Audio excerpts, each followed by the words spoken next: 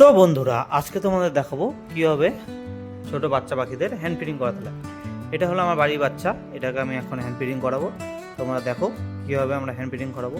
খুব একটা কঠিন না, সঠিক পদ্ধতি জানলে খুবই সোজা। দেখতে থাকো কীভাবে হ্যান্ড ফিডিং করাতে হবে। এটার জন্য সবার প্রথম এটা হলো পেক্স লাইভের হ্যান্ড ফিডিং ফর্মুলা, যেটা আমি দুগুলো কিনি, যে কারণে আমি ডিব্বাতে ভরে রাখছি। তোমরা চাইলে ছোটোও কিনতে পারবে, 250 গ্রামে পাওয়া যায়। এটার সাথে একটা মেডিসিন ইউজ করা দরকার ডাইজেশনের জন্য খুবই দরকার ওষুধ, বা কারণ বাচ্চা পাখি ডাইজেশনের প্রবলেম হয়। এটা হলো নেওব্যাপটিন, যে কোনো মেডিসিনের দোকানে পেয়ে যাবে। এটা ইউজ করা খুবই ভালো, আমি এটা ইউজ করি। আরও অনেক পাওয়া যায় বাচ্চাদের ওষুধ, যেটা যে কোনো মেডিসিনের দোকানে ডাইজেশনের জন্য বললেই দিয়ে দেবে, হজমের জন্য বললেই ওষুধ দিয়ে দেবে। তারপর আসবে সিরিঞ্জ।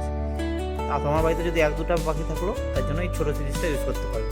আর বেশি যারা কমার্শিয়াল পাখির জন্য ইউজ করে, তার জন্য বড়। আমার যেহেতু 10-12টা পাখি বাচ্চা একসাথে খাওয়াতে লাগে, এই জন্য আমি এই বড়টা ইউজ করি।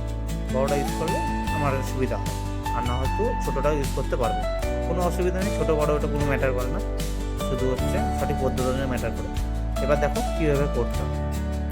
এই যে 3টা পাখির জন্য এইটুকুনি হ্যান্ড ফিডিং এনাফ, না বেশি পাতলা না বেশি মোটা।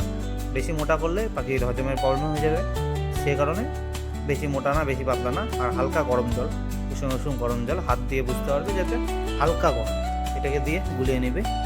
আমি একটু ভিডিওটা ফাস্ট ফরওয়ার্ড করে দেখিয়ে দিচ্ছি গুলানোটা।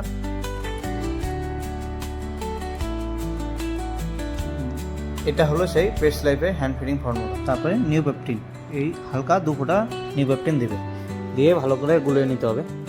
গুলিয়ে নিলে তারপরে হাওয়াটা বার করে নেওয়া ভালো। হাওয়াটা থাকলে পাখির ক্রোপসে হাওয়াটা ঢুকে যাবে।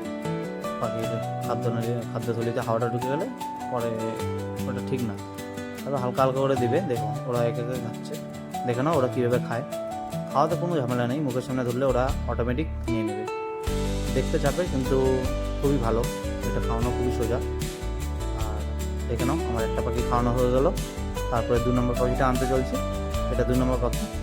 দেখে নাও এটাকেও সেম, সামনে মুখের সামনে ধরলেই ওরা খেয়ে নেবে, অটোমেটিকলি খেয়ে নেবে।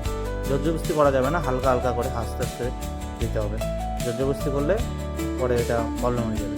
আস্তে আস্তে আমার ভিডিওটা ভালো লাগলে লাইক শেয়ার কমেন্ট করে দেবে, সাবস্ক্রাইব করে দেবে। সাবস্ক্রাইব করতে একদম ভুলবে না।